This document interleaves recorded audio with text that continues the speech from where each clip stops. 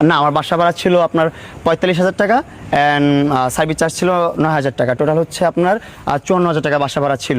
আমরা কীভাবে বাসা ভাড়াটা নিয়েছি সেটাও আপনাদের সাথে শেয়ার করি। ওই যেহেতু এই কথাটাও আনছে, মোহনা ওর আলাদা একটা বাসা ছিল, ইন্ডিভিজুয়াল বাসা ছিল, আমার একটা ইন্ডিভিজুয়াল বাসা ছিল। আমিও বসুন্ধরাতে থাকি, মোহনা ওই বসুন্ধরাতে থাকে। ও বসুন্ধরাতে অনেক আগে থেকে থাকে, আমিও মোটামুটি আগে থেকেই থাকি। তো দুজনে মিলে বাসায় থাকি। আমরা যেহেতু এখন একটা সংসারে চলে আসছি, আমরা যেহেতু বিবাহ করছি, বিয়ে করছি, একসাথে থাকবো। বিয়ে করার পর তো আলাদা বাসায় থাকার কোনো মানে থাকে না, তাই না ভাইয়া? বিয়ে করার পর আমরা প্ল্যান করছি, যেহেতু আমরা দুজন মিলে আলাদা বাসায় থাকার পর আমার এখানে ৩০,০০০, তোমার এখানে ৩০,০০০, আমার এখানে ৪০,০০০, তোমার এখানে ৪০,০০০, প্রায় ৭০-৮০,০০০ টাকা ভাড়া আমাদের দুজনের মিলে গুনতে হয় মাস শেষে। তোমার আলাদা বাসায়, আমার আলাদা বাসায়। তো দুজন মিলে যদি বাসা নিয়ে ৫০,০০০, ৬০,০০০-এর মধ্যে শেষ করে ফেলতে পারি, আরও ভালো না? ৭০,০০০ টাকা আলাদা বাসা, তো একসাথে থাকলে ৬০,০০০ টাকা, তো কোনটা ভালো? একসাথে থাকবো যেহেতু ৬০,০০০ টাকা ভাড়া। আমরা লাইফে চলতে হলে, সংসার করতে হলে কন্ট্রিবিউট করে চলতে হয়।